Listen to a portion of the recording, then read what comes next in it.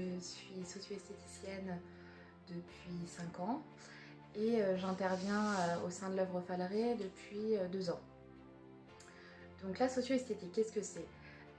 Faut savoir que c'est la pratique déjà professionnelle de l'esthétique auprès de personnes souffrantes et fragilisées par une atteinte à leur intégrité, donc qu'elle soit physique, psychique ou en détresse sociale, où justement l'image de soi est un petit peu dégradée. Une problématique aussi souvent qu'on rencontre chez les personnes en souffrance psychique concerne l'hygiène. Là, c'est très délicat pour l'équipe socio-éducative d'aborder ce sujet.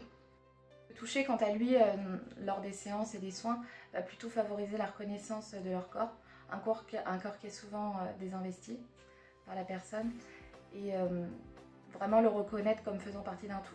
Surtout par le parcours que j'ai eu, c'est des choses que j'aurais jamais pu faire. C'est vrai qu'on a décidé d'agrandir le projet au vu des bénéfices apportés et au témoignage des personnes qui ont bénéficié des soins. On s'est rendu compte que les personnes venaient toujours à leurs soins et c'est vrai qu'on a un taux de fidélité énorme. J'ai besoin de ces soins-là quand même, pour me sentir femme, pour me sentir bien. Oui. Si c'est vraiment on ne peut plus, où on ira? Ailleurs déjà à l'extérieur on ne peut pas. Et même ici, si on ne peut plus, je ne sais pas. Donc il en faut un peu pour nous. Et j'ai suivi pendant plusieurs mois une personne qui se dévalorisait énormément, qui ne se supportait pas, qui n'arrivait pas à se regarder dans le miroir.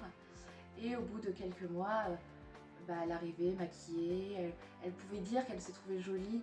Alors ça c'était énorme, moi c'est ça qui me donne le sourire tous les jours. Et je viens plus devant les gens la tête basse, là je lève carrément la tête, elle est bien haute.